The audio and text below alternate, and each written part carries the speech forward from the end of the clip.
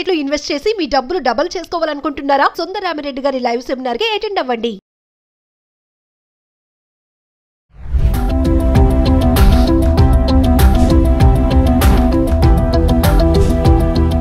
నమస్తే, welcome back to Suman TV. Asia కప్లో భారత్ గెలిచి కప్ని సొంతం చేసుకుంది, కానీ ఆశించిన స్థాయిలో ఆడలేదు.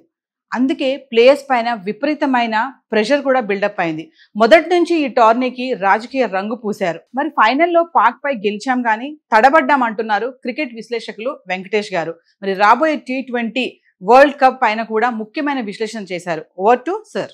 ఇండియా పాకిస్తాన్ మ్యాచ్ అనగానే యుద్ధం, సంగ్రామం, సమరం అలాంటి పెద్ద పెద్ద మాటలు వాడడం అనేది మనం చాలా తరచుగా చూస్తాం మీడియాలో. నిజంగా ఈసారి ఏషియా కప్ లో ఇది ఒక పొలిటికల్ బ్యాటిల్ గా జరిగిందే తప్ప ఆన్ ఫీల్డ్ యాక్టివిటీ కంటే కూడా ఆఫ్ ఫీల్డ్ అనేది ఎక్కువ వార్తల్లోకి ఎక్కింది.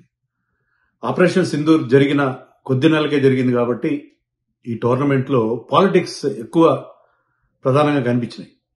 యాక్చువల్లీ ఇక్కడ 8 టీమ్స్ ఈ టోర్నీలో పార్టిసిపేట్ చేసినా కూడా ఫోకస్ అంతా కూడా ఇండియా పాకిస్తాన్ పోటీల మీద ఉంది. ఎప్పుడు లేనట్టుగా ఏ మల్టీలేటరల్ టోర్నమెంట్ లో లేనట్టుగా ఇండియా పాకిస్తాన్ ఇక్కడ 3 సార్లు తలపడ్డాయి.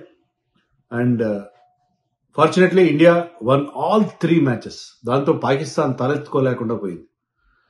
కానీ ఇండియా ఈ టోర్నమెంట్ లో బిహేవ్ చేసిన విధానం అంటే ఆఫ్ ద ఫీల్డ్ చాలా ప్రెషర్ ని వాళ్ళంతా వాళ్ళు కొని తెచ్చుకున్నారేమో నాకు అనిపించింది. ఎందుకంటే నిజంగా మీకు పాకిస్తాన్ తో ప్రాబ్లం ఉంటే అసలు ఆడకుండా పోతే సరిపోయింది.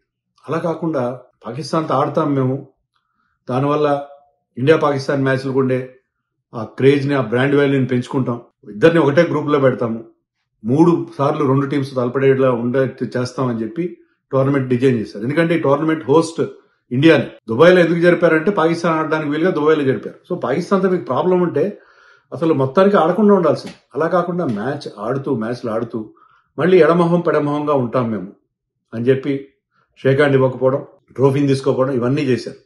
దీనివల్ల టీం మీద తమకి తాము ప్రెషర్ పెట్టుకున్నాం. తర్వాత ఫస్ట్ మ్యాచ్ గెలిచిన వెంటనే దీన్ని మేము మా ఆర్మ్డ్ ఫోర్సెస్ కి అంకితం చేస్తున్నామని చెప్పి కెప్టెన్ సూర్యకుమార్ యాదవ్ చెప్పించారు.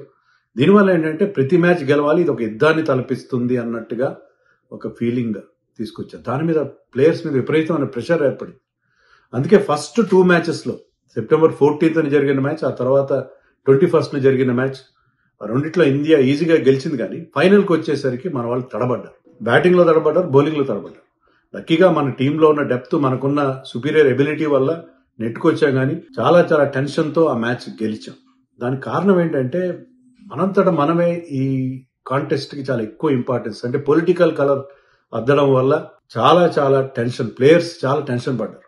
లక్కీగా ఏంటంటే మన టీం ఇప్పుడు చాలా బాగుంది, పాకిస్తాన్ కంటే కొన్ని నాచెస్ అబోవ్ ఉంది, చాలా చాలా స్ట్రాంగ్ గా ఉంది. కాబట్టి మనం ఇంత టెన్షన్ ని తట్టుకొని, ఇంత ఇబ్బందులు తట్టుకొని నెట్టుకొచ్చాం. కానీ అదర్వైజ్ ఇది కేవలం ఒక పొలిటికల్ బ్యాటిల్ గానే నాకు అనిపించింది. ఈ ఏషియా కప్ లో పాలిటిక్స్ తప్ప యాక్చువల్ గా మ్యాచ్ల గురించి ఏం లేదు. ఇది ఆపరేషన్ సింధూర్ నెంబర్ 2 అని చెప్పి నరేంద్ర మోడీ మన ప్రధానమంత్రి స్వయంగా ట్వీట్ చేయడం, అంటే గెలిచిన తర్వాత, గెలవకముందు అంటే అది వేరే విషయం, గెలిచిన తర్వాత మనం 2వ సారి గెలిచామన్నట్టుగా దాన్ని సెలబ్రేట్ చేయడం కూడా దీంట్లో భాగంగానే మనం భావించాలి. యాక్చువల్లీ మనం ఈ టోర్నమెంట్ లో ఆడిన ప్రతి మ్యాచ్ గెలిచాం. 7 మ్యాచ్లు ఆడితే 7 మ్యాచ్లు గెలిచాం.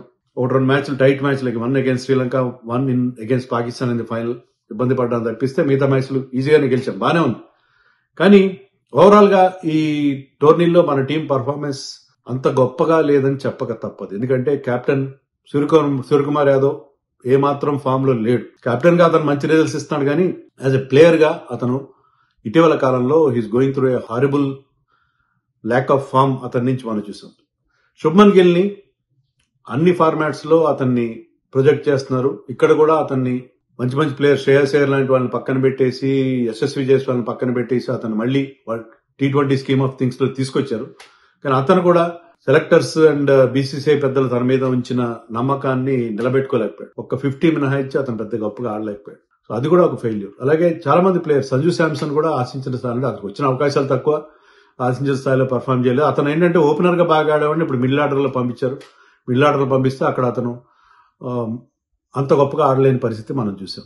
ఏంటంటే అభిషేక్ శర్మ అద్భుతమైన బ్యాటింగ్ ఎబిలిటీ, ఫైనల్లో తప్ప మిగతా అన్ని మ్యాచ్లో అతను సూపర్ బ్యాటింగ్ చేశాడు. అండ్ కుల్దీప్ యాదవ్ బ్రహ్మాండమైన బౌలింగ్ పర్ఫార్మెన్స్, 17 వికెట్లు తీశాడు. 7 మ్యాచ్లో 17 వికెట్లు తీశాడు అతను. వాళ్ళిద్దరి బ్రిలియన్స్ వల్ల మనం గెలిచాం తప్పిస్తే course there are contributions from other players like Hardik Pandya, Varun Chakravarthy, Akshar Patel కూడా ఆశించిన స్థాయిలో పర్ఫామ్ చేయలేదు.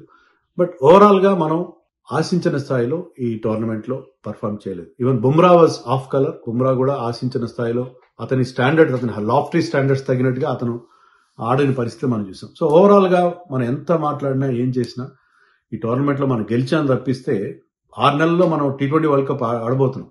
దానికి తగిన ప్రిపరేషన్ గా అది కనిపించలేదు. ఎందుకంటే పాలిటిక్స్ డామినేట్ చేసినాయి పర్ఫార్మెన్సెస్ కంటే కూడా. పర్ఫార్మెన్సెస్ కూడా అంతంత మాత్రంగానే ఉన్నాయి. చాలా చాలా చాలా మార్పులు చేసుకోవాలి. మన ఆస్ట్రేలియాతో త్వరలోనే ఒక 5 మ్యాచ్ల T20 సిరీస్ ఆస్ట్రేలియా వెళ్ళి ఆడబోతున్నాం. అక్కడ కండిషన్స్ డిఫరెంట్ గా ఉంటాయి. కానీ అక్కడ మళ్ళీ మనం ఎవరైతే ఫామ్ లో లేని బ్యాట్స్మెన్ అందరూ ఫామ్ లోకి రావాల్సిన అవసరం ఉంది. డెఫినెట్ గా మనం ఆశించే స్థాయిలో పర్ఫామ్ చేయాలి. శివం దుబే లాంటి ప్లేయర్, శివం దుబే మీద మనకి ఎక్స్పెక్టేషన్స్ లాగా శివం దుబే చాలా బాగా పర్ఫామ్ చేశాడు. ఎక్సీడెక్స్ ఎక్స్పెక్టేషన్స్. బౌలింగ్ లో కానీ బ్యాటింగ్ లో కానీ ఒక మంచి ఆల్రౌండర్ గా అతను ఎదిగి వస్తాడని అనిపించింది. సో ఒక 3-4 ప్లేయర్స్ మినహాయిస్తే మిగతా వాళ్ళందరూ ఆశించిన స్థాయిలో ఏ మాత్రం పర్ఫామ్ చేయలేదు. బట్ స్టిల్ ఓవరాల్ గా మనం మిగతా టీమ్స్ కంటే చాలా సుపీరియర్ గా క్వాలిటీ ఉంది కాబట్టి ఆ క్వాలిటీతో నెట్టుకొచ్చాం. కానీ పర్ఫార్మెన్స్ వైజ్ మాత్రం ఈ ఏషియా కప్ లో చాలా చాలా వెనకబడ్డాం. మనం ఆశించిన మన టీంకు ఉన్న ఆ స్థాయికి తగినట్టుగా ఏ మాత్రం ఆడలేదనేది మాత్రం దాచేస్తే దాగని సత్యం.